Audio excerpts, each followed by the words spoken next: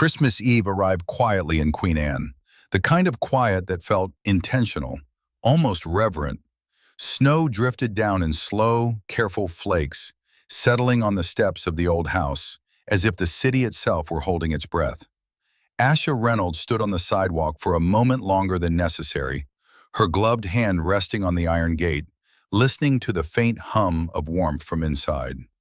Light glowed through the front windows. Home. Safe. Familiar. She hadn't planned to be back this early. The meeting across town had been canceled at the last minute, and for once, Asha had allowed herself to feel pleased about it. She had imagined Ethan's face when she walked in unexpectedly, imagined his smile, the easy warmth he saved for moments when he thought no one was watching. 8 years of marriage had trained her to treasure small surprises. They were rare. They mattered. She unlocked the door quietly, the way you do when you want to preserve a moment. The house smelled like pine and citrus cleaner. Soft music drifted from upstairs, something jazzy and nostalgic, the kind Ethan always put on during the holidays. Asha set her bag down, loosened her scarf, and started toward the stairs. That was when she heard laughter. Not loud, not careless, intimate, breathless. The kind of laughter that doesn't belong in a shared home, unless it's shared by the people who promised each other everything. Her foot froze on the first step. At first, her mind rejected what her body already knew.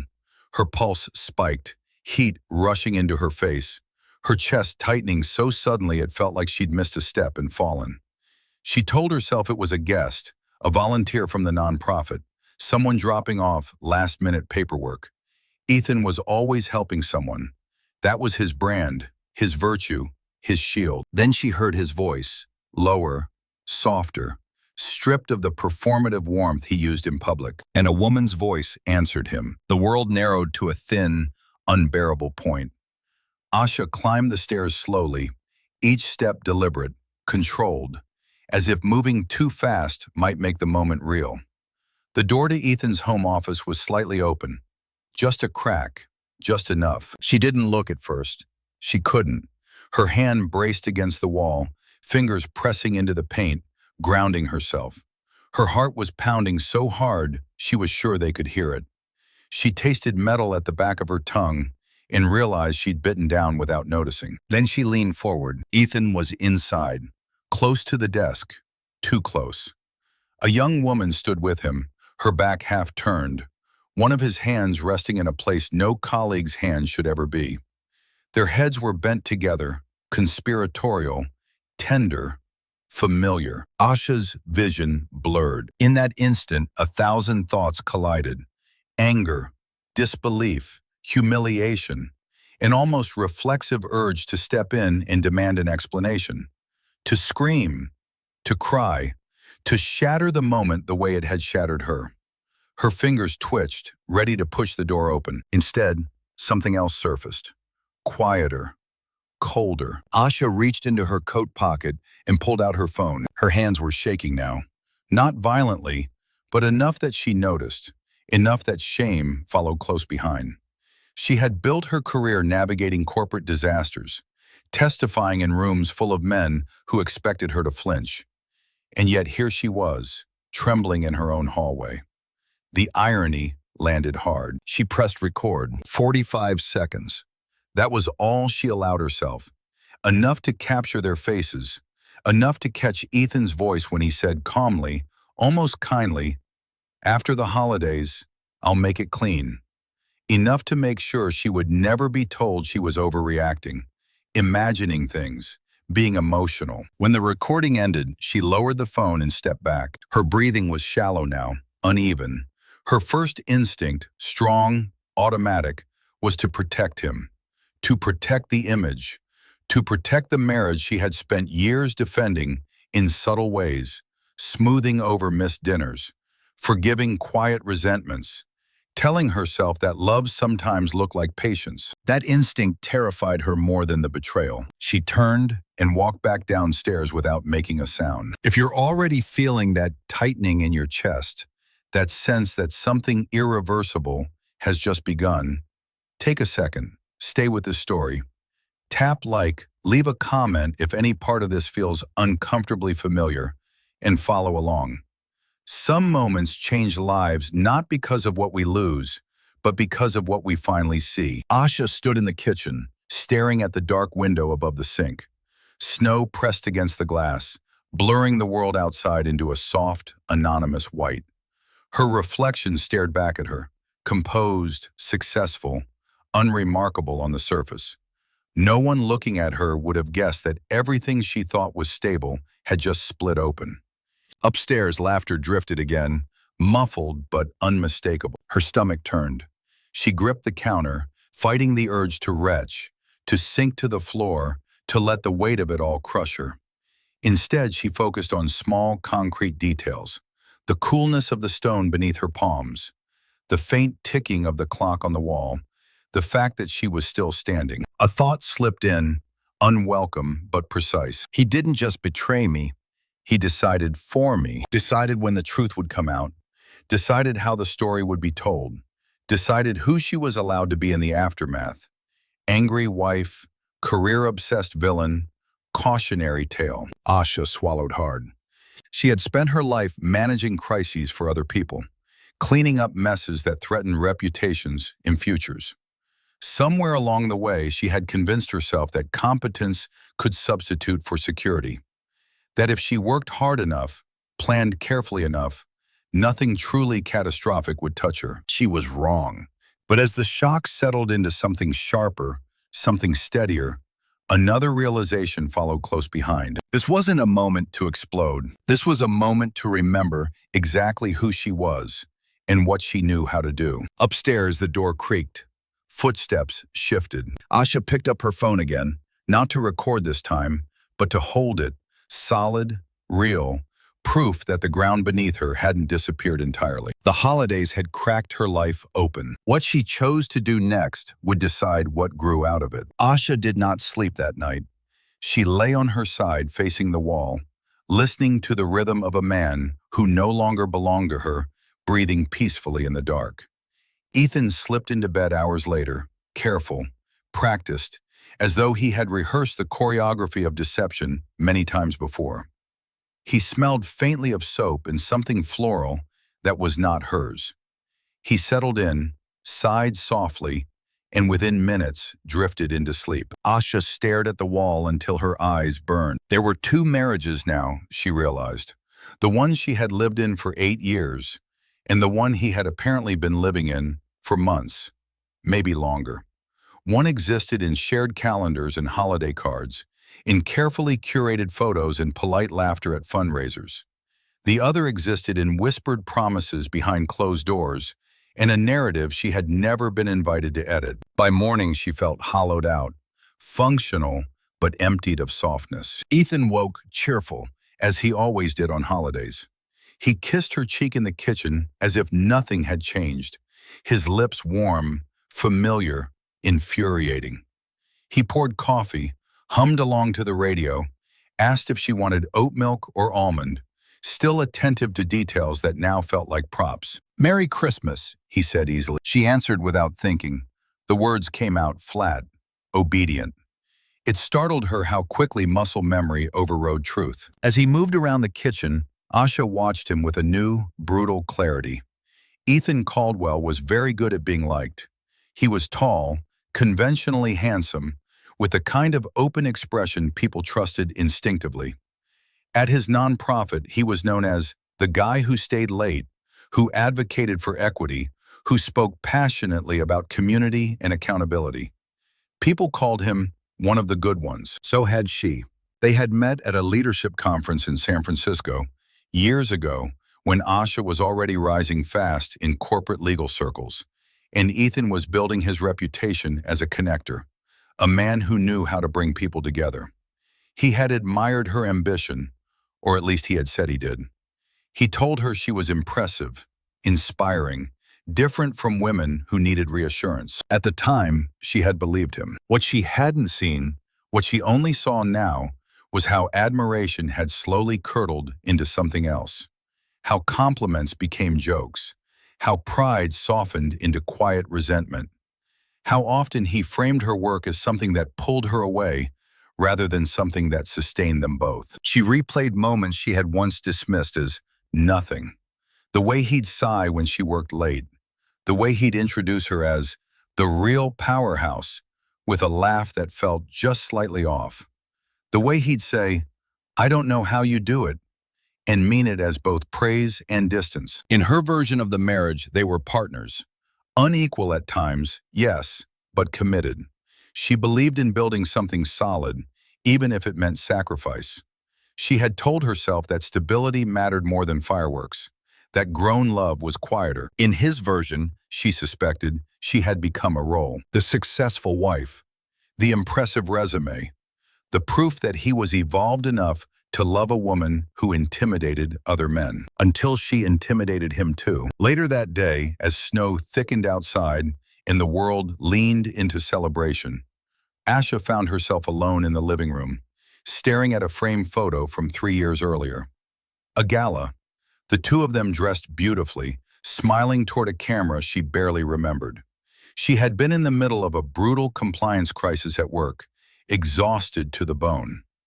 Ethan had wrapped an arm around her waist and whispered, "Just smile. This matters." She had smiled. The realization landed slowly, painfully. She had been performing, too. Not deception, but accommodation. She had bent herself into a version that was easier to live beside, easier to explain to others. She had mistaken endurance for intimacy. Upstairs, Ethan laughed into his phone, stepping out onto the balcony to take a call. Asha didn't need to hear the words to know who it was. Her body recognized the cadence now, the softness he reserved for someone who made him feel uncomplicated. For the first time since the night before, anger rose clean and sharp in her chest. Not explosive, but clarifying. Not just because he had cheated, but because he had rewritten her in his private story. Cold, calculating, absent. A woman so devoted to her career that betrayal became understandable, almost reasonable. That lie stung more than the infidelity itself. She had given him honesty, stability, access to a life built on discipline and effort. And in return, he had decided she was too much of something and not enough of something else. Too strong, too focused, too visible. Asha walked into the bathroom and locked the door. She turned on the sink, letting the water run, and finally allowed herself to cry. Not dramatically, not loudly, but with a tight, controlled ache that shook her shoulders and left her breath uneven. She pressed a hand to her chest, grounding herself, feeling the truth settle where denial had been. This marriage had never been one thing. It had always been two. One version was about commitment and shared labor. The other was about comfort and image. She had been loyal to both, while he had only ever been loyal to himself. When the tears stopped, Asha straightened and looked at herself in the mirror. Her eyes were red, her face drawn, but beneath the exhaustion was something steadier beginning to take shape. Not certainty, not peace, resolve. If Ethan wanted to live in a story where she was the villain, then she would make sure the truth existed somewhere undeniable. Not screamed, not dramatized, documented. The marriage she thought she had was gone.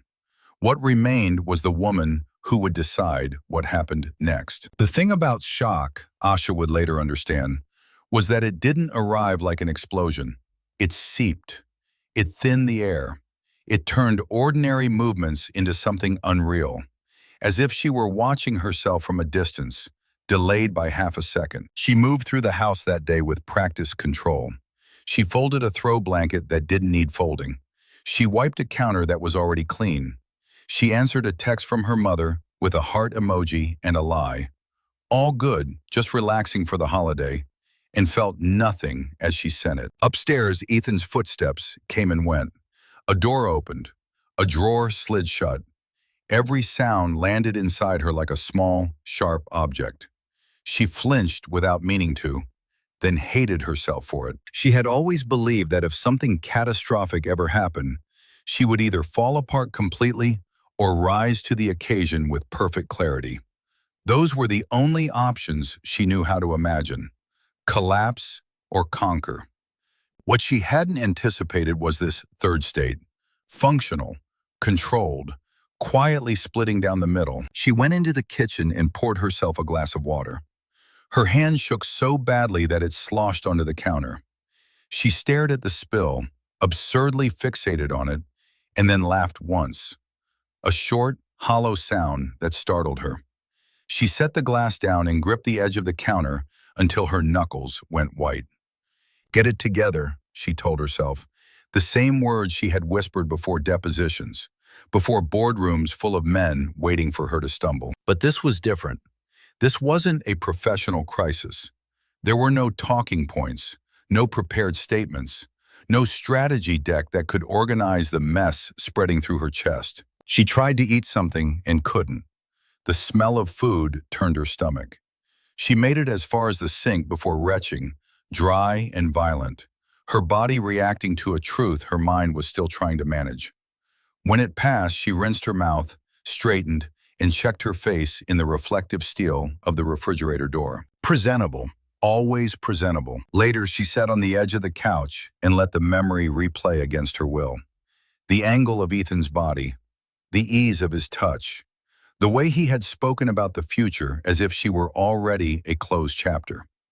Each detail landed with delayed force, like bruises blooming hours after impact. Her phone buzzed on the coffee table. A notification from work. Nothing urgent, just an automated update. She stared at the screen, oddly grateful for the interruption. Proof that another version of her life still existed. One where she knew exactly who she was. She picked up the phone and unlocked it, her thumb hovering for a moment before she opened the video she'd recorded. The image was steadier than she felt. Clear, indisputable. She watched it once, then immediately locked the screen again, her heart racing. Seeing it didn't bring relief. It brought confirmation. And with confirmation came something heavier than shock. Grief. Not just for the marriage, but for herself. For the woman who had believed that mutual respect was implied. For the years she had spent defending their partnership in quiet ways, telling herself that loneliness was just the price of ambition, that love didn't need constant tending if the foundation was strong. She curled forward, elbows on her knees, forehead resting against her clasped hands. Her breathing came shallow and fast. She tried counting, a technique she used when her anxiety threatened to tip over into something worse. In for 4, hold for 4, out for 6. It helped, a little. Upstairs, Ethan laughed again, not loudly, casually, as if joy were still available to him without consequence. Something inside her cracked at that sound. She realized then that if she stayed in this space too long, this suspended state between action and denial, she would lose herself. Not dramatically, not in a way anyone would notice, but gradually, through accommodation and silence, and the familiar urge to smooth things over. That realization scared her more than the affair. Asha stood and walked into the guest bathroom, locking the door behind her. She leaned her forehead against the cool mirror and closed her eyes. Tears came then, uninvited and relentless, tracking down her cheeks and dripping onto the porcelain sink. She didn't sob. She didn't wail. She cried the way she did everything else, contained, controlled, almost apologetic. "I didn't deserve this," she whispered, testing the words out loud. They felt strange, radical. She stayed there until the tears slowed and her chest stopped heaving. When she finally straightened, her reflection looked older, sharper somehow. The softness she had worn so easily was receding, replaced by something harder to read. She washed her face, dried it carefully, and unlocked the door. This wasn't collapse. It wasn't resilience either. It was fracture, a clean break forming beneath the surface, invisible for now, but decisive. A line she would never be able to cross back over, no matter how much she might want to. As she walked back into the living room, her phone still warm in her hand, Asha understood one thing with startling clarity. If she did nothing, this would define her. If she acted, carefully, deliberately, it would redefine her. Upstairs, a door closed softly. Asha sat down, opened the notes app on her phone, and typed a single word at the top of a blank page. Document. She didn't know yet what that would mean. Only that from this moment on, she would no longer disappear quietly into someone else's version of events. Asha hadn't meant to listen.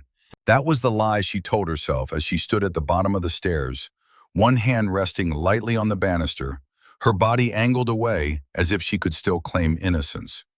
As if proximity alone didn't make her complicit in what she was about to hear. She told herself she was only waiting for the house to quiet, for Ethan to finish whatever conversation he was having so she could move without being noticed. But the truth was simpler and more brutal. She needed to know. The laughter upstairs faded into murmurs, then into the low, intimate cadence of voices meant only for each other. The kind of voices people use when they believe the rest of the world has been successfully excluded. Asha took one step up, then another, careful to place her feet where the wood wouldn't creak. Her heart thudded so loudly in her ears, she was certain it would give her away. She stopped just short of the landing. Ethan's office door was still cracked, the same thin opening, the same unforgiving line of sight. She didn't look inside this time. She didn't need to. The sound was enough. "I just need to get through the holidays," Ethan was saying, his voice calm, assured, almost gentle. "You know how it is. It's complicated." Asha closed her eyes. Complicated. The word landed like an insult dressed up as maturity. A woman's voice responded. Madison's, she realized now. The program coordinator Ethan had hired last year. Young, confident, warm in a way that felt unearned. "I just don't want to feel like a secret," Madison said. There was a faint edge to it, a practiced vulnerability that Asha recognized instantly. She'd heard that tone in negotiation rooms, in crisis calls, in moments where someone wanted reassurance without giving up leverage. "You're not," Ethan replied quickly. "This isn't about hiding you. It's about timing. Asha and we've been done for a while." Asha's breath caught. Done. He said it so easily, as if 8 years could be summarized by a single, dismissive phrase. As if she hadn't spent those same years showing up, adapting, convincing herself that endurance was love. He hesitated. And in that pause, Asha felt something in her chest pull tight, bracing for impact. "She's very focused on her career. Always has been. Calculated. Everything with her is strategic." Madison laughed softly. "Yeah, I get that vibe. She seems kind of cold." Cold. The word sliced deeper than Asha expected. Not because it was new, she had been called that before, in subtler ways, but because of the relief in Ethan's silence afterward, as if the label fit too well, as if he'd been waiting for someone else to say it so he wouldn't have to. "She's brilliant," Ethan added, as though that softened the blow. "But she doesn't really do passion. Not like you. She doesn't need me the way you do." Asha felt something shift then. Not heartbreak exactly. Something heavier. Something final. Need. That was it. She saw it clearly now. The shape of the resentment she'd never been able to name. Her independence hadn't inspired him. It had threatened him. Her competence hadn't made him proud. It had made him unnecessary. And instead of confronting that, instead of admitting the discomfort of loving someone who didn't require rescue, he had found someone who did. Someone younger, softer, easier to center himself in. "We'll file in January," Ethan continued, his voice slipping into the tone he used when he thought he was being reasonable. "The paperwork is straightforward. She'll keep the house. She's very attached to it, and honestly, she can afford it. We'll start fresh." Asha's stomach dropped. Start fresh. He had already moved on in his mind, already redistributed their life into neat, manageable portions. He had decided what she would lose, what she would keep, how the ending would be framed. He had rehearsed this, planned it, spoken it aloud with confidence, and never once had he considered asking her. Madison's voice softened. "Are you sure she won't react?" Ethan chuckled. Not cruelly, casually, the laugh of a man who believed himself safe. Asha doesn't do scenes. She's too controlled. She'll be upset, sure, but she'll handle it. She always does. That laugh did something irreversible. In that moment, Asha understood that this betrayal wasn't impulsive. It wasn't confusion or weakness or a single terrible decision. It was a story he had constructed over time, one where she was predictable, manageable, ultimately secondary to his comfort. He hadn't just cheated on her, he had underestimated her. Asha stepped back slowly, her movements careful, deliberate. Her pulse was steady now, unnervingly so. The nausea had receded, replaced by a strange, crystalline focus. The kind that arrived right before a difficult decision was made. The words echoed in her mind as she descended the stairs. Cold, calculated, too controlled to react. She reached the kitchen and braced herself against the counter, eyes fixed on nothing. For a brief, treacherous second, doubt crept in. A whisper that asked whether she had been distant, whether she could have been softer, whether success had made her unlovable. She crushed it. She knew who she was. She knew what she had given. She knew the difference between having boundaries and lacking warmth, between self-respect and emotional absence. Ethan's version of her was convenient. It justified everything he wanted to do next. Asha picked up her phone again, not to record this time, but to check the timestamp on the earlier video. The evidence existed. The words existed.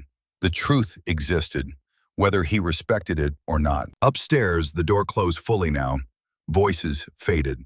Asha stood alone in the quiet, the house suddenly feeling too large, too hollow. She pressed her palm flat against her chest and felt her heart beating, steady, resolute, very much alive. Those words had changed everything. Not because they hurt, but because they revealed exactly who Ethan was when he thought no one important was listening. And from this moment on, Asha decided, she would listen very carefully and act accordingly. By the time the house finally went quiet, it was past midnight. Asha sat alone at the dining table, the overhead light turned off, the room lit only by the muted glow of the street lamp outside. Snow continued to fall, thick and unbothered, as if the world had decided that tonight was not worth reacting to. The silence felt deliberate now, heavy, watchful. Upstairs, Ethan slept. The thought no longer triggered the sharp spike of pain it had hours earlier. Instead, it landed with a dull certainty, like a fact already filed away. She had crossed an invisible line. There was no going back to the version of herself who believed this house was a shared thing in the way marriages were supposed to be. She rose and walked slowly through the living room, past the couch they had picked together, past the bookshelf he liked to organize by color rather than subject. Her footsteps sounded louder than they should have. Every object felt suddenly interrogative, as though asking her who it truly belonged to. When she reached her study, she closed the door softly behind her. This room had always been hers, not just in use, but in intention. She had furnished it before Ethan moved in, chosen the desk for its weight and solidity, the shelves for their capacity to hold the kind of books she needed close at hand. Law, risk, structure, the architecture of consequence. She sat and opened the lower drawer. Inside was the file she hadn't touched in years. The folder was plain, unmarked except for a small label in her own handwriting. Property, Queen Anne. She pulled it out and placed it on the desk, her movements slow, almost ceremonial. For a moment she hesitated, as though opening it might finalize something she wasn't ready to admit. Then she did. The deed lay exactly where she remembered it. Clean, unambiguous. Her name alone printed in formal type, untouched by sentiment or shared intention. Purchased 3 years before the wedding, during a period when her career had been accelerating and her life felt, for once, fully under her control. She traced the edge of the paper with her finger. She remembered the day she'd signed it. The real estate agent's surprise when she showed up alone. The casual question, "Will your husband be joining us?" And her calm correction, "I'm not married." The quiet pride she'd felt walking through the empty house for the first time, hearing her footsteps echo.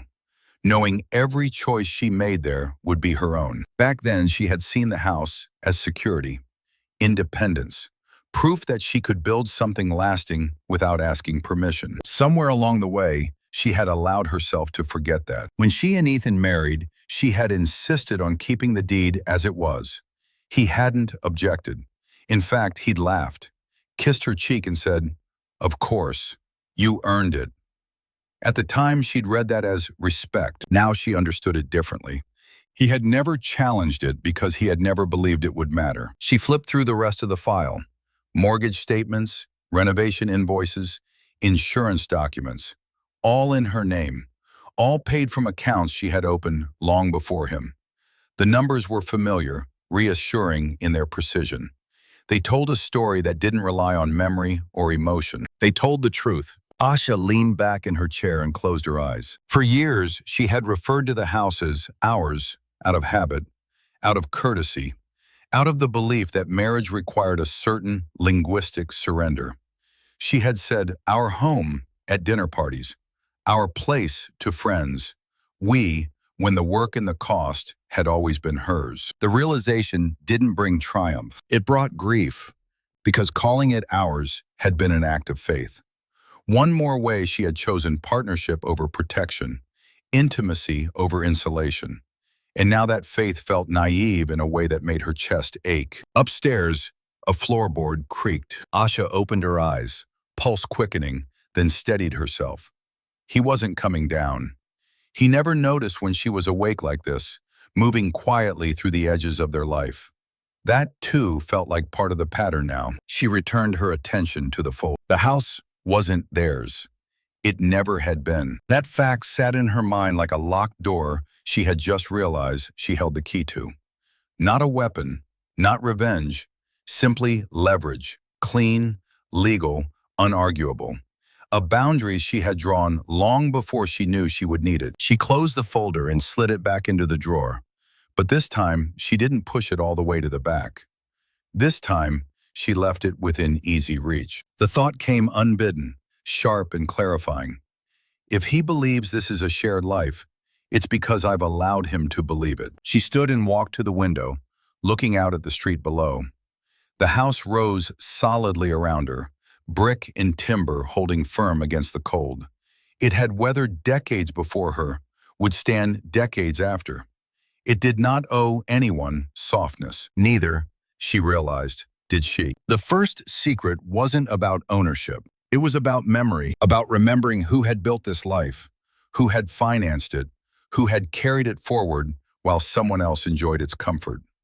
About understanding that independence wasn't a failure of intimacy, it was a form of self-respect she had never stopped deserving. Asha rested her forehead against the glass, letting the cold seep into her skin. Ethan believed January would be clean, simple, negotiable. He believed the house was something he could walk away from, or through, on his terms. He was wrong. And for the first time since the crack in the door upstairs, Asha felt something dangerously close to steadiness settle into her bones. This house was hers.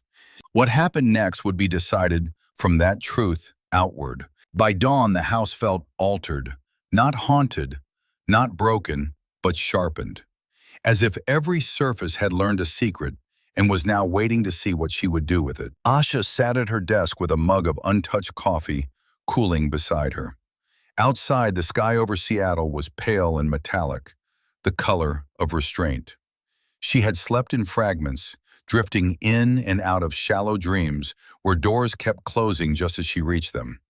Each time she woke, the same thought returned, insistent and unsparing. Truth wasn't enough. She unlocked her phone and opened the video again. The footage was clean, clear, damning in the way only reality could be.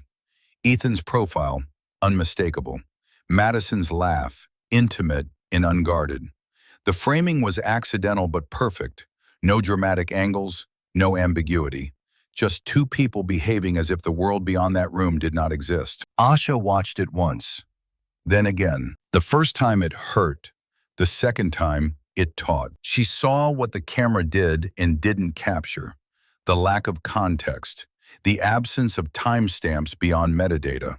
The way a clever person, Someone practiced in messaging and reputation management might try to explain it away. A misunderstanding, a moment taken out of context, a mistake, but not an affair. Ethan's entire career had been built on narrative, on shaping perception, on telling stories that made donors feel good, boards feel confident, and criticism feel unreasonable. He knew how to sound remorseful without admitting guilt, how to appear accountable without surrendering control. She knew that because she'd cleaned up messes for men like him. Asha locked the screen and set the phone face down on the desk. This was the problem. Not whether the affair had happened, but whether the truth could survive contact with spin. She leaned back in her chair, pressing her fingers to her temples, as her mind shifted into a mode she hadn't consciously entered yet, but knew well. Assessment, risk, exposure, outcome. The language of damage control rose up automatically, steady and familiar. If she confronted him now, he would deny, minimize, reframe. He would apologize just enough to seem human, then quietly begin protecting himself. He would call advisors, friends, maybe even a lawyer. And once that happened, every word would become strategic. She had seconds of clarity before that machinery activated. The video alone would not be enough. Not because it wasn't true, but because truth without corroboration was vulnerable, especially when wielded by a woman who would inevitably be labeled emotional, reactive, punitive, especially a Black woman with power whose anger would be scrutinized while his betrayal would be contextualized. The unfairness of that calculus made her jaw tighten. She stood and paced the length of the study, barefoot on the cool wood floor. Her gaze moved to the bookshelf, landing not on the law texts, but on a framed photo tucked between volumes. Ethan and her, years ago, laughing on a ferry. She picked it up, studied it for a moment, then turned it face down. She needed more than a moment caught on camera. She needed pattern. Her phone buzzed softly. A calendar reminder, board check-in, January 10th. She dismissed it without looking. January felt both dangerously close and impossibly far away. Another thought surfaced, unwelcome but undeniable. If he had done this once, he had done it before. Not necessarily with Madison, but in the ways that mattered, small boundary crossings, quiet justifications, moments where he chose his comfort over honesty. Affairs rarely appeared fully formed. They grew in the dark, fed by entitlement and the belief that consequences were theoretical. Asha returned to her desk and opened a new document on her laptop. She titled it simply, Timeline. The cursor blinked at her, patient. She began with facts, dates, observable behaviors, late meetings that ran too long, sudden enthusiasm for weeknight events. His habit of turning his phone face down, a change so gradual she'd barely noticed it happening. Patterns that had once felt insignificant now arranged themselves into something coherent. Her fingers moved faster as clarity sharpened. This wasn't paranoia, it was reconstruction. She added a second column. Questions. Who knew? How long had it been happening? What else had he assumed she would never notice? The deeper she went, the more she understood what was at stake. This wasn't just about ending a marriage. It was about ensuring that when it ended, the truth didn't fracture into versions she couldn't control. She had seen what happened when women confronted powerful men with partial evidence. The delays, the counter-accusations, the quiet erosion of credibility. She had advised clients on how to avoid exactly that scenario. She would not become it. Asha closed the laptop and sat very still. The house creaked softly around her, settling into the morning. Somewhere upstairs, Ethan stirred, unaware that the window he thought he'd opened for escape was rapidly closing. The evidence problem wasn't a barrier. It was a directive. If the truth was going to matter, if it was going to hold, then it had to be reinforced. Not loudly, not emotionally, methodically. Asha picked up her phone and scrolled through her contacts until she found the name she was looking for. She didn't call yet.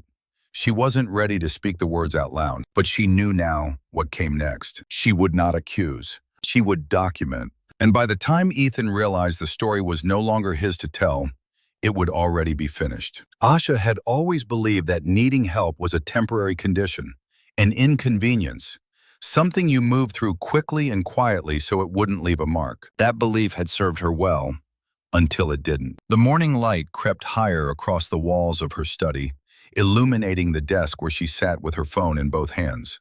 The screen was dark. She hadn't unlocked it yet. She was stalling and she knew it. Asking for help meant naming what was happening, saying it out loud, turning a private fracture into something witnessed. It meant surrendering the illusion that she could manage this the way she managed everything else. Alone, composed, contained. Her chest tightened at the thought. In her professional life, she was the one people called when things went wrong, when reputations were threatened, when money was at risk, when someone needed to know exactly how bad the damage was and how to limit it. She had spent years being the steady voice on the other end of the line, the one who didn't flinch. Now, the roles were reversing. Asha unlocked her phone and scrolled deliberately, passing names she trusted but couldn't use. Friends who would react with outrage before strategy. Colleagues who knew her too well professionally to see her vulnerability without complication. Family who would love her fiercely, but without the tools to protect what mattered most right now. She stopped at a name she hadn't spoken to in months. Danny Torres. The memory came unbidden. A late-night call during a corporate investigation. Danny's voice calm and clipped as she explained how facts behaved when people tried to hide them. How patterns always emerged. How the truth didn't need drama, only time and proximity. Asha stared at the name until it blurred. What held her back wasn't pride. It was fear, sharp and unadorned. Fear of being judged for missing signs. Fear of confirming that this was bigger than a single betrayal. Fear that once she asked for help, there would be no retreat into denial, no softening of edges. This would make it real. She pressed call. It rang twice. Asha Reynolds, Danny said, voice neutral, professional. I was wondering when I'd hear from you. The familiarity almost undid her. For a moment, Asha couldn't speak. Her throat closed, emotions surging fast and hot, and she had to look away from the window, grounding herself in the solidity of the room. I need your discretion, she said finally. Her voice sounded steadier than she felt. And I need facts, clean ones. There was a pause, not hesitation, but recalibration. Tell me what you know, Danny replied. Asha did. Not everything. Not yet. Just enough. The video, the timing, the sense that this wasn't accidental. As she spoke, she kept her tone even, clipped, professional. She framed it like a case because that was the only way she could get through it without breaking. When she finished, the silence on the other end stretched longer this time. You're right, Danny said at last. One piece of evidence is confirmation. Multiple pieces are leverage. Asha closed her eyes. So you think there's more? I think people who assume they won't be caught get careless, Danny said.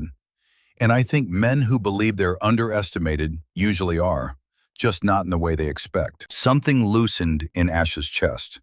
Not relief, exactly.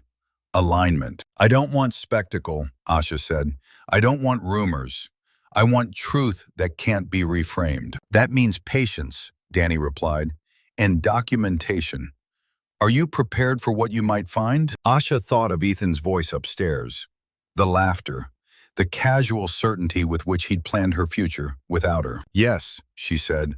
I am. They discussed logistics then. Boundaries, timelines, discretion. Danny asked questions Asha hadn't thought to ask yet. The kind that revealed how much experience mattered in moments like this.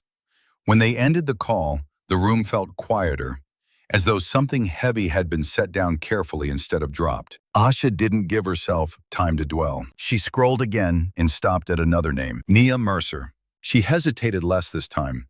Still, her finger hovered over the screen, a familiar resistance rising. Calling Nia meant acknowledging that this wasn't just an investigation. It was an ending. A legal one, a public one. The kind that came with records and rulings and consequences that couldn't be softened by sentiment. She pressed call. Nia answered on the second ring. Asha, she said, warm but sharp. You don't call unless something's on fire. It is, Asha replied quietly, and I need to make sure it doesn't burn the wrong things. There was no shock in Nia's response, no gasping sympathy, just focus. Okay, Nia said, start from the beginning. As Asha spoke this time, she felt the shift. Less detachment, more truth. The words came heavier, carrying the weight she'd been holding back. She talked about the house, the recording, the conversation she'd overheard. The way Ethan had already decided how her life would unfold. When she finished, Nia exhaled slowly. You're going to be tempted to confront him, she said. Don't.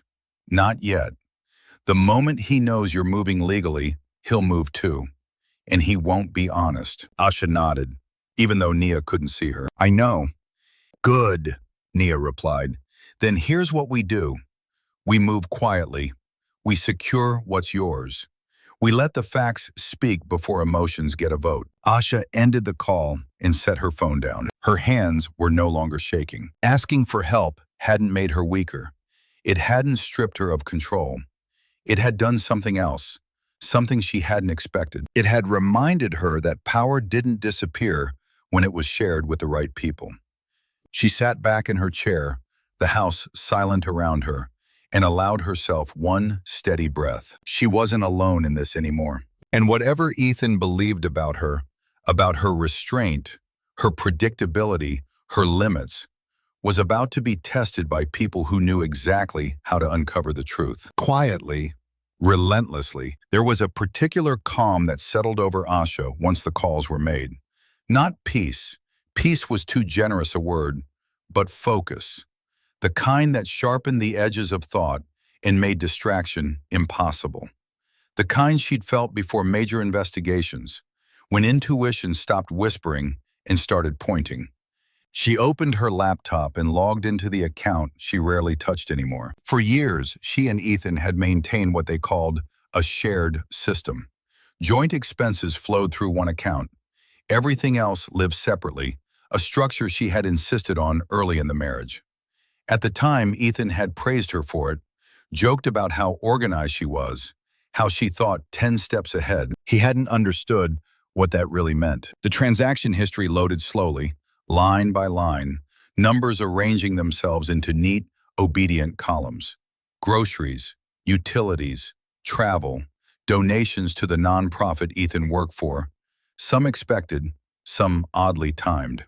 At first glance, nothing screamed misconduct. That was the problem.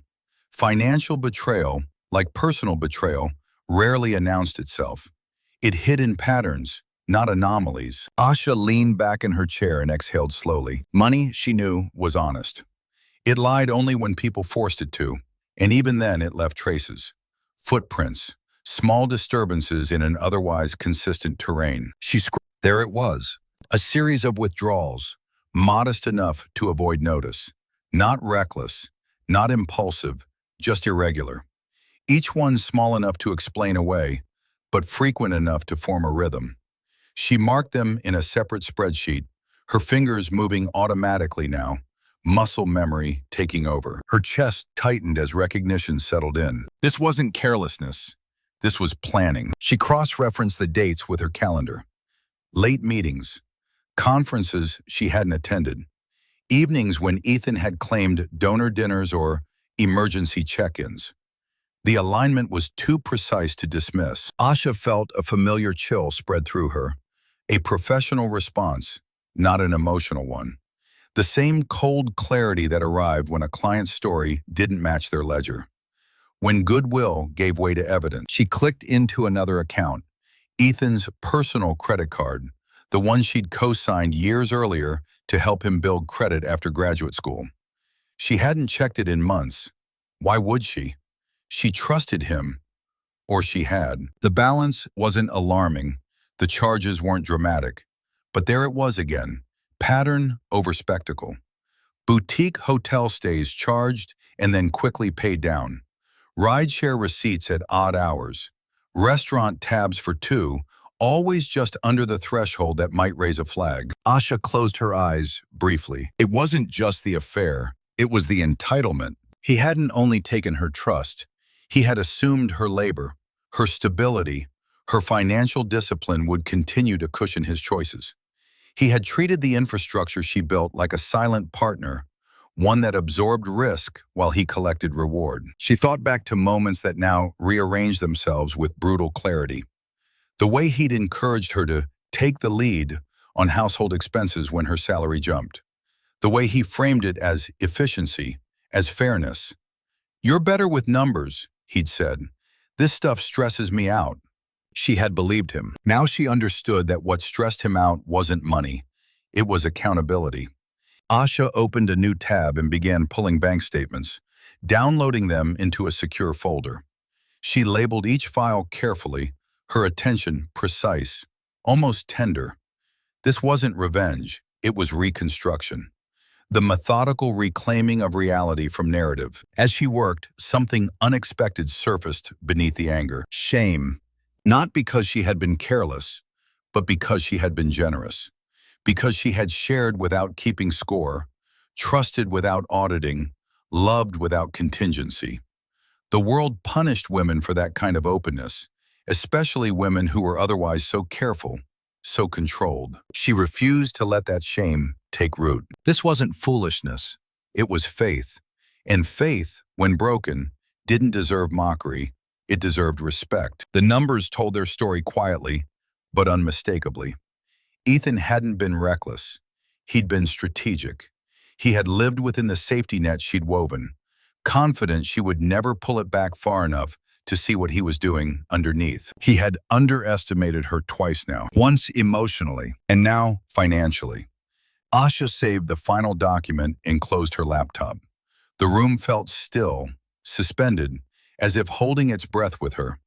She pressed her palm flat against the desk, grounding herself in the solidity of the wood. Money leaves footprints, and footprints, once noticed, are impossible to unsee. She didn't feel triumphant. She felt sober, alert, awake in a way she hadn't been in years. Upstairs, a floorboard creaked again. Ethan shifting in his sleep, dreaming perhaps of clean exits and fresh starts, of a future he believed he could finance quietly, without scrutiny. Asha stood and walked to the window, watching the city wake below her. Cars moved slowly along snow-damp streets. Lights flickered on in neighboring houses, lives unfolding in parallel ignorance and trust. She rested her forehead against the glass, eyes open, mind clear. The second secret wasn't just about money. It was about assumption. And from this point on, Asha decided, no assumption, no matter how small, would go unexamined again. The days between Christmas and New Year's blurred into something unreal, as if time itself had lost its edges.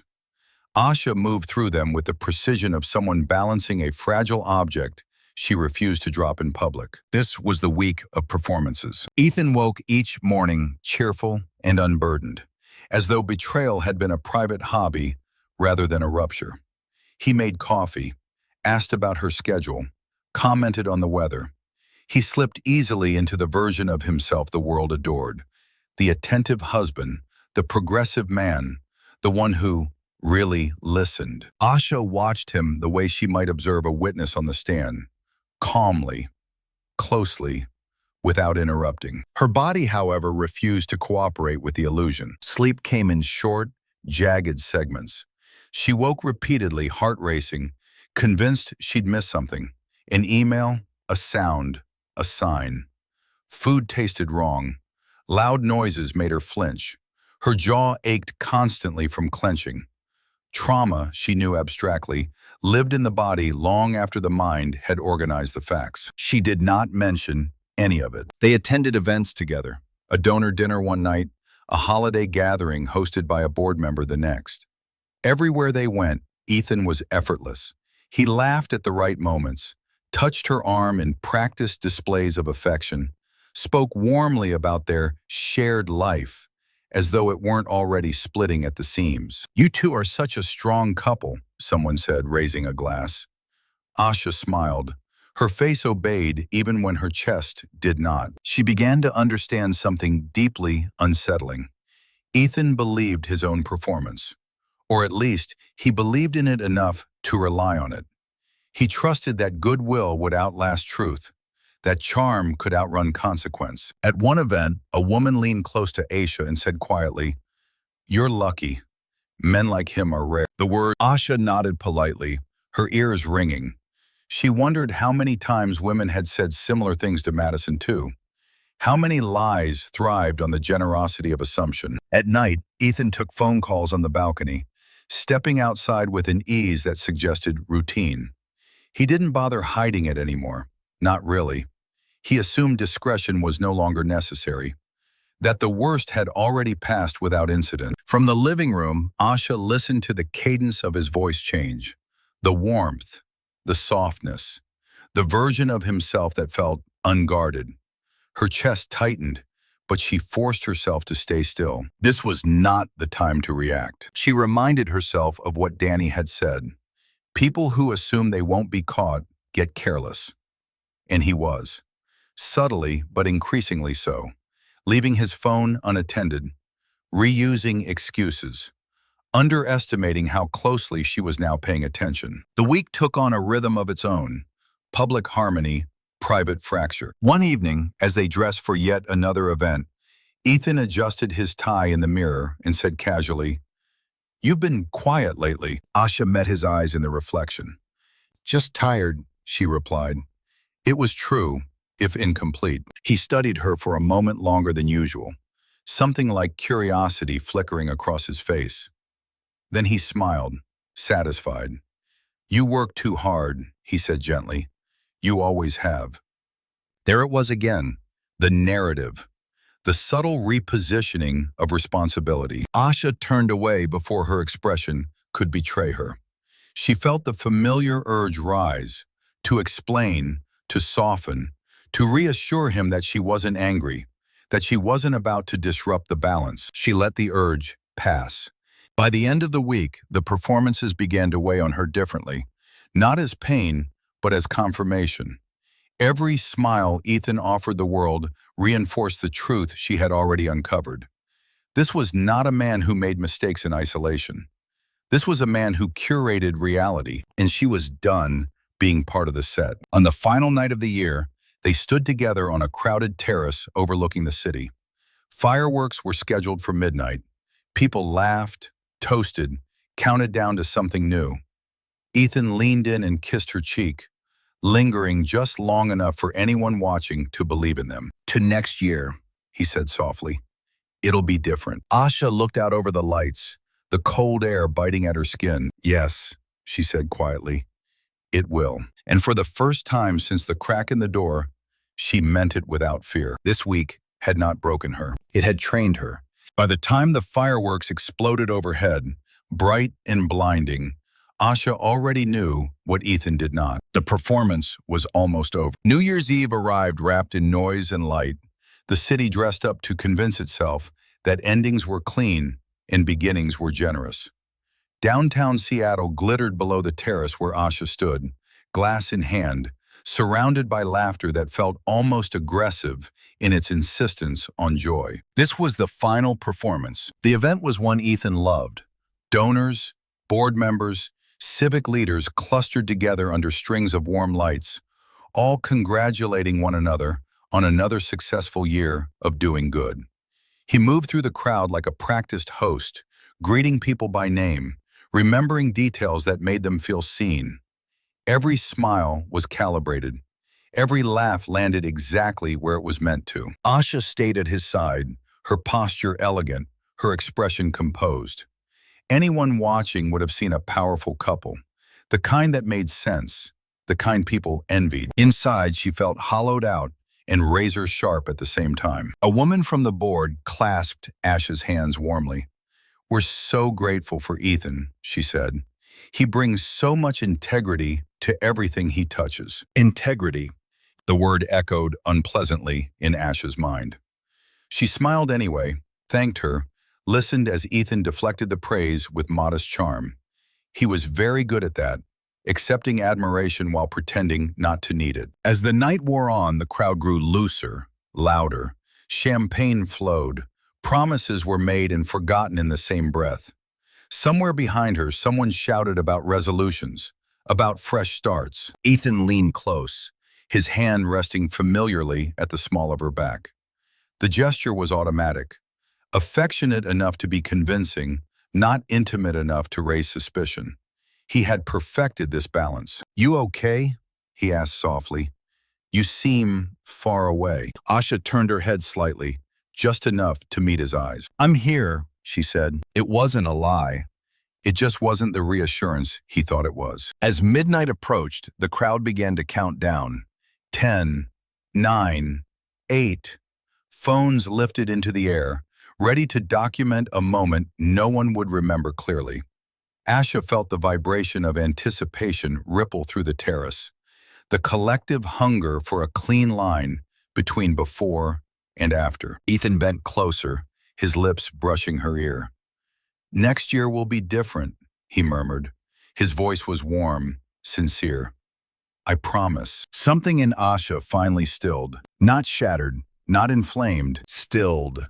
She realized with startling clarity that she had been protecting him this entire week, protecting his reputation, protecting the image, protecting the comfort of everyone else in the room who believed in a story that was no longer true. She had mistaken restraint for morality. The countdown reached 3, 2. At 1, the fireworks erupted over the city, brilliant, blinding, impossible to ignore. Cheers rose around them. Ethan kissed her cheek, lingering for the cameras, for the audience. "To another year together," he said, lifting his glass. Asha raised hers slowly. In that suspended moment, she saw the year ahead not as a void to be feared, but as territory to be claimed. She understood then that protecting him had never protected her. It had only delayed the inevitable, softened the edges of a truth that demanded to be sharp. She touched her glass lightly to his. "Yes," she said, her voice steady. "Tomorrow." He smiled, assuming agreement, unaware of the weight carried by that single word. Tomorrow was when she would stop managing his reality. Tomorrow was when consequences would begin to exist outside her head. As the crowd dissolved into celebration, Ethan turned to greet another donor, already moving on, already comfortable. Asha stepped back slightly, creating a space so small no one else would notice. But she felt it. That inch of distance was the first honest thing she had done all week. She watched the fireworks burn out over the water, smoke drifting lazily into the night, and felt something inside her shift from endurance to intention. She was done cushioning the fall, done absorbing impact so others wouldn't feel discomfort. When the lights faded and the crowd began to disperse, Asha took one last look at the city below. It felt different now. Not forgiving, not cruel, just real. She turned away, already planning her morning. New Year's Eve had given her something unexpected. Not hope, permission. January 2nd arrived without ceremony. No fireworks, no music. Just a cold, slate-colored morning that stripped the city down to its essentials. The holidays were over. Offices reopened. Illusions expired. Asha woke before dawn. Not with dread, but with a clarity so sharp it felt almost surgical. She showered, dressed carefully, and stood for a moment in front of the mirror. Her face looked calm, serious, older perhaps, but steadier. This was not the face of a woman reacting. This was the face of a woman deciding. Ethan was still asleep when she left. She didn't wake him. There was no need. This day was not about conversation. Downtown, the law office sat quiet and immaculate, all glass and restrained authority. Asha arrived early, the echo of her footsteps following her through the lobby.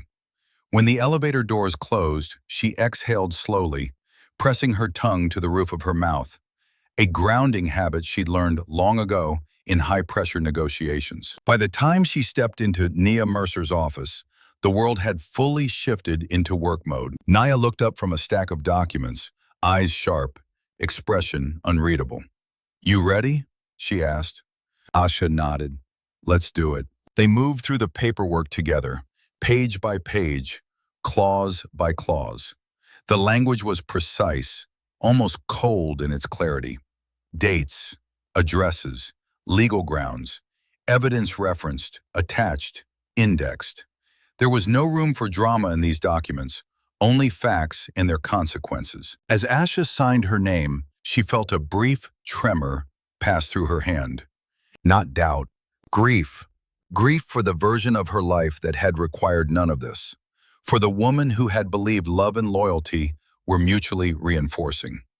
For the quiet compromises she would never get back. She finished signing and set the pen down. Nia gathered the papers and stood. Once this is filed, there's no undoing it. I know, Asha said, and she did. The clerk accepted the filing without comment. A stamp hit paper with a dull, final thud. Just like that, the marriage ceased to be a private failure and became a public record. Asha felt the shift immediately. Something lifted. Not relief. Relief implied lightness, but pressure. The constant, unspoken tension of holding the truth alone released its grip. By mid-morning, the process server had been dispatched. Ethan was served at his office. Not dramatically, not cruelly, precisely. He was handed the documents in the hallway outside a conference room, donors and staff moving around him, his name printed clearly at the top of the page. Witnesses without context. Context without his consent. Asha didn't see his face when it happened, but she imagined it clearly. The confusion first, then the realization, then the scramble to regain footing. She had seen that progression countless times in boardrooms and depositions. This time, it wasn't her job to save anyone. Her phone rang shortly after noon. She let it ring. Again and again. When she finally answered, Ethan's voice came through tight and disbelieving. "What is this?" he demanded. "Asha, what the hell is this?" "This," she said calmly, "is reality catching up. You filed for divorce? You accuse me of adultery?" His voice rose, cracking. "Are you trying to destroy me?" The question landed, strangely hollow. "I didn't create the facts," Asha replied. "I documented them." "You could have talked to me," he said quickly, switching tactics. "We could have handled this privately." She almost laughed. "You already handled it privately," she said. "Without me." There was silence on the line, then anger, then something like fear. "This didn't have to be public," he said. "No," Asha replied evenly. "It didn't. But you made choices that removed that option." She ended the call before he could continue. By afternoon, temporary orders were issued. Ethan was required to vacate the house. No negotiations. No delays. The law, like truth, moved efficiently when properly supported. Asha sat alone in her car for a moment after leaving the office, hands resting on the steering wheel, breathing slow and deep. The city moved around her, indifferent and alive. Consequences were real now, tangible, in motion. She wasn't smiling. She wasn't celebrating. She was done protecting him. And for the first time since Christmas Eve, the future no longer felt like something happening to her, but something she had firmly, deliberately set in motion. The backlash didn't arrive all at once. It started as vibration, Asha's phone buzzing on the desk while she worked. The sound persistent but easy to ignore at first. By the third hour, the vibration became a rhythm. By evening, it was a storm. Missed calls, voicemails, texts that began cautiously and ended with urgency. The machine had started, just as Nia had predicted. Ethan was panicking. His first messages were confusion dressed up as concern. "We need to talk. This is extreme. You're not thinking clearly." Asha deleted them without responding. When that didn't work, the tone shifted. Apologies arrived, clumsy and overstuffed with qualifiers. "I made a mistake. It didn't mean anything. You know how stressful things have been." She felt the old reflex stir, the instinct to absorb blame, to translate his discomfort into something manageable. She recognized it immediately and shut it down.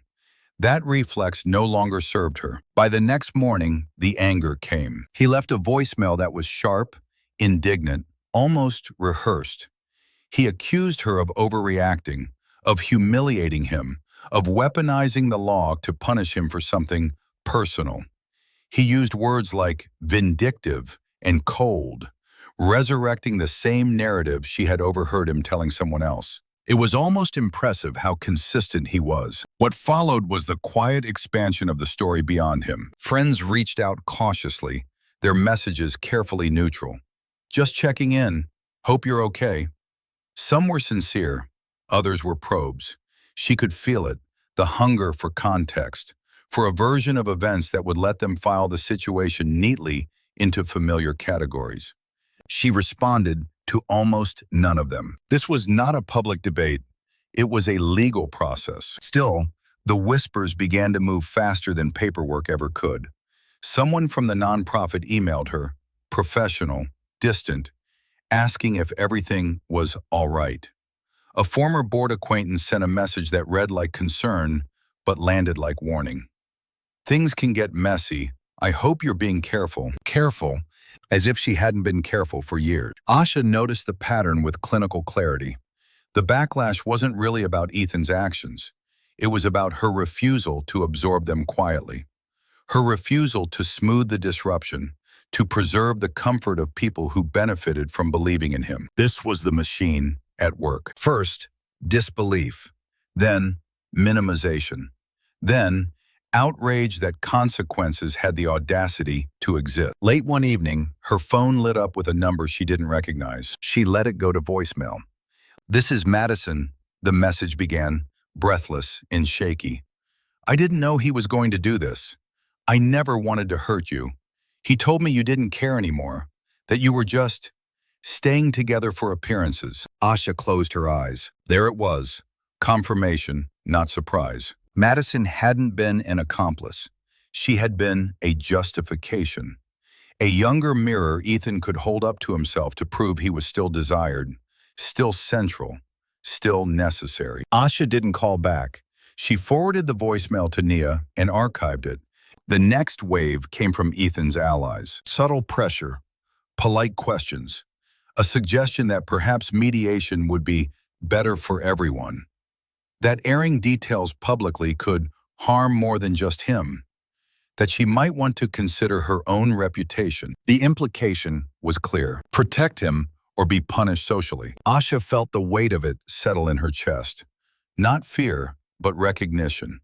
This was the cost of stepping out of alignment. The price women paid when they stopped making things easier for others. She stood in her kitchen that night, staring at the darkened window, the city reflecting back at her in fractured lights. Her body was tired, her mind was sharp. She thought about how often she had advised clients that backlash was a sign not of wrongdoing, but of disruption. You don't trigger a machine unless you've threatened something it depends on. Ethan called again. This time his voice was controlled, deliberate. "You're burning bridges you don't need to burn," he said. "People are talking." "Yes," Asha replied calmly. "They are." "You don't have to do this," he pressed. "We can still fix it. You're better than this." She smiled faintly, alone in the quiet. "No," she said. "I'm done being better in ways that only benefit you." She ended the call and turned off her phone. The backlash machine would keep running for a while. She knew that. It fed on attention, on hesitation, on self-doubt. It thrived when its target flinched. Asha didn't flinch.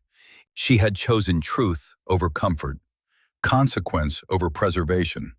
The noise, she understood now, was not a warning. It was evidence, and like all evidence, it would eventually speak for itself. Once the shouting stopped, and only the facts remained. Ethan began packing on a Thursday. Asha knew because she heard it before she saw it. The dull scrape of cardboard against hardwood.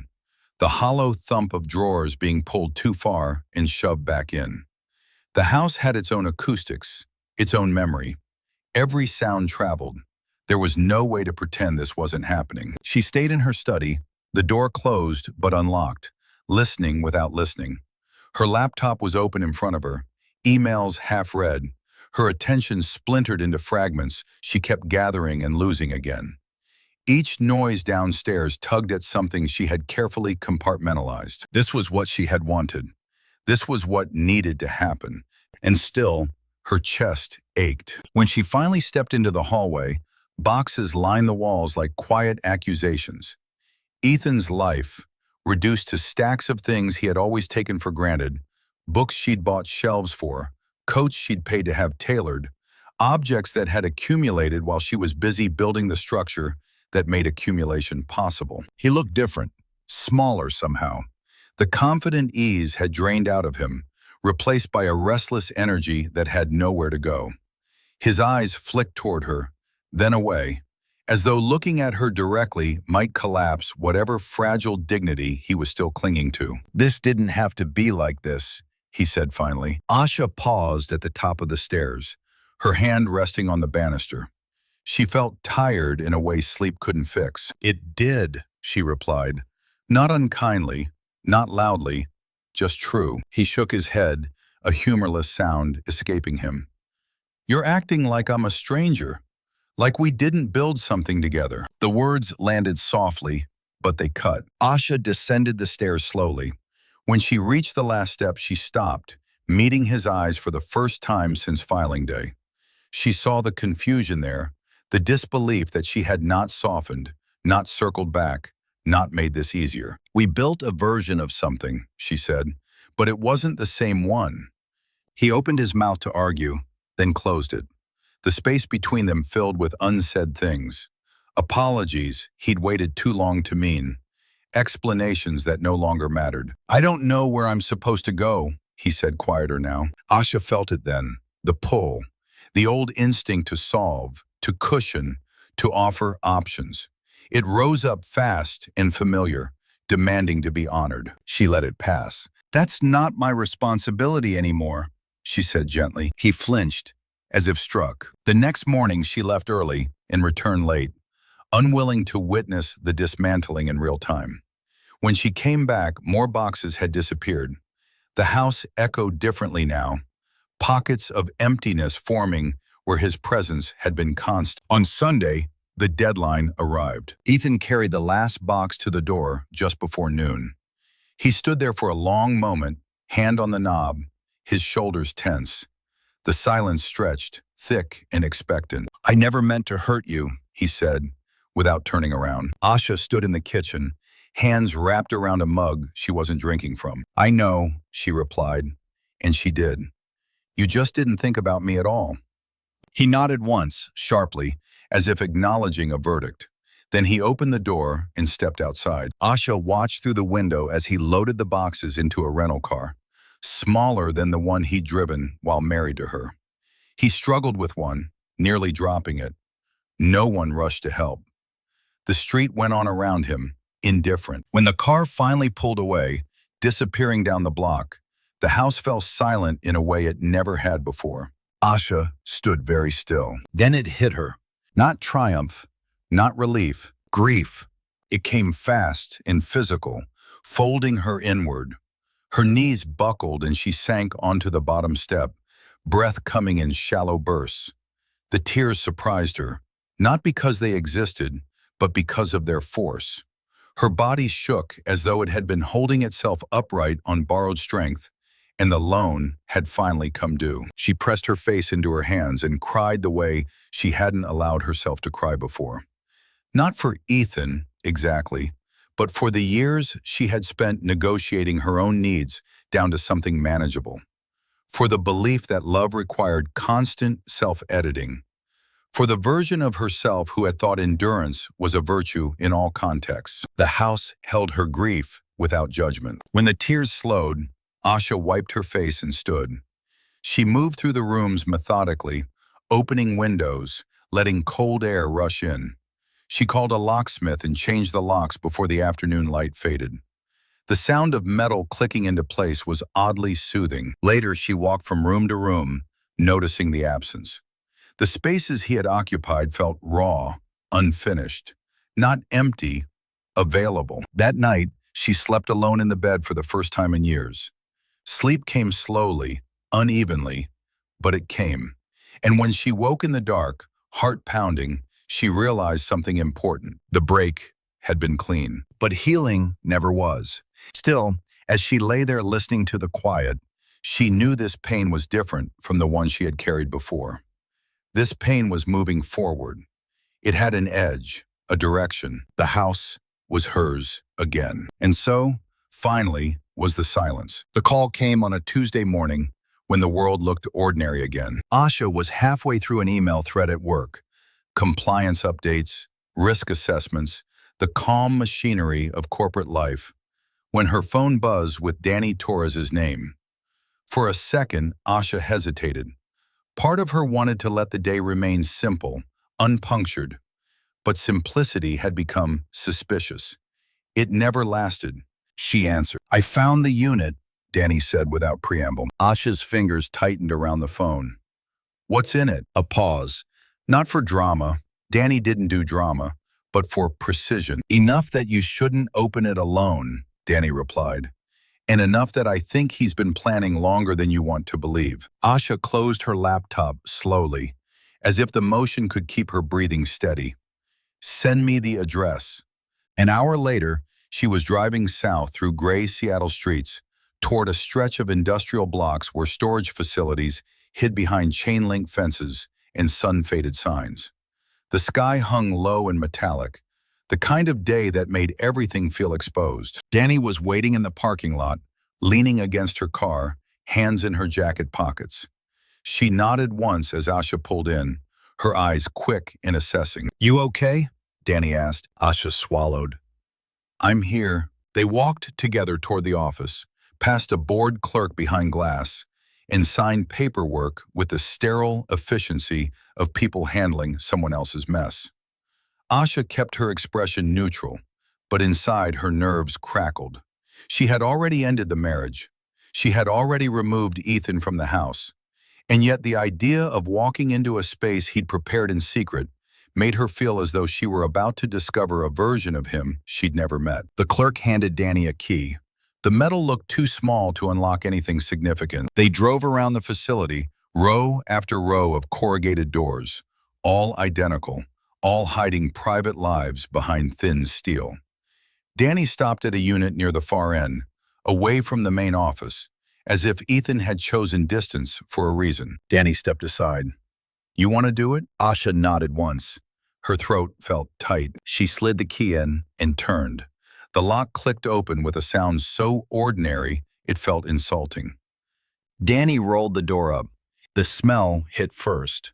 Dust in cardboard, the faint chemical sweetness of packing tape. Asha blinked as the dim interior came into view. Boxes, neatly stacked, labeled in Ethan's handwriting. Not chaotic, not hurried, organized. Asha's stomach dropped. This wasn't the clutter of someone scrambling after being caught. This was the careful arrangement of someone preparing for departure. Danny stepped in and pointed to a plastic bin on a low shelf. "Start there," she said quietly. Asha moved forward, each step heavy. The bin lid snapped off with a crisp sound. Inside were folders, documents, envelopes, a binder with color tabs like the ones Ethan used at work when he wanted donors to believe in his competence. Asha lifted the binder out. On the front, in black marker, were two words that made her vision blur. "Exit plan." She stared at it, breathing shallowly, as if the air had thickened. Danny didn't speak. She didn't need to. Asha opened the binder. The first section was labeled Budget, a detailed breakdown of projected expenses, rent, utilities, transportation, numbers neatly calculated, a line item for legal, another for moving, another, her throat tightened, labeled contingency, Asha reaction. Asha turned the page slowly. Under Asha reaction were bullet points, written with the detached tone of someone planning for weather. She may threaten public exposure. She will prioritize optics. She will avoid conflict, offer mediation, emphasize that we can keep it respectful. Respectful. Her hands began to shake. This wasn't a man who had made a mistake. This was a man who had studied her, categorized her, reduced her to predictable behaviors he could manage. Asha flipped to the next section. Narrative.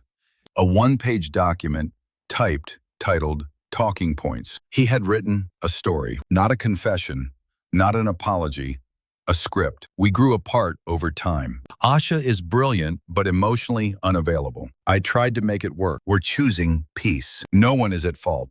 Sometimes love changes. Asha's chest constricted so sharply she had to brace her hand against the shelf to keep from swaying. He had prepared to erase her reality with elegance. Danny's voice came quietly. Keep going. Asha turned to another tab. Madison. Printed emails. Screenshots. A timeline. Notes in Ethan's handwriting about keeping her calm. About making sure she doesn't contact Asha. About how to frame it if she does. Asha swallowed hard, nausea rising. The affair hadn't been passion. It had been management. Two women placed in separate boxes, one to stabilize his image, one to feed his ego. She reached deeper into the bin and pulled out a padded envelope. Inside was a small stack of papers, folded tightly. They were donor documents, not publicly available summaries, internal reports, confidential memos, information that could damage the nonprofit if exposed. And tucked among them was something else, a draft letter, unsigned, addressed to a major donor. The tone was persuasive, urgent. It suggested a private opportunity for the donor to support a new initiative, one that did not exist in the nonprofit's records. The amount requested was large. The account details at the bottom were not the nonprofit's. Asha's pulse roared in her ears. This is, she began, voice barely audible. Danny's expression hardened. Potential fraud, she finished, or attempted. I haven't confirmed transfers yet, but the setup is there. Asha stared at the letter, her mind racing. This explained the irregular transactions, the small withdrawals, the careful budgeting. The storage unit wasn't just for moving, it was for hiding. Ethan hadn't been planning an exit from their marriage. He'd been planning an exit from accountability. Asha backed out of the unit, slowly, as though the air inside had become toxic. She stood in the narrow aisle between storage doors, heart pounding, hands trembling openly now. The cold outside felt sharp against her skin. Danny shut the door halfway, leaving it open just enough to keep the moment from feeling sealed. Asha, Danny said gently, look at me. Asha did. You're not crazy, Danny continued. You weren't imagining things, and you didn't make him do any of this. Asha's throat tightened. For a moment, she couldn't speak. Then she whispered, he planned me. Danny's eyes didn't soften, but her voice did.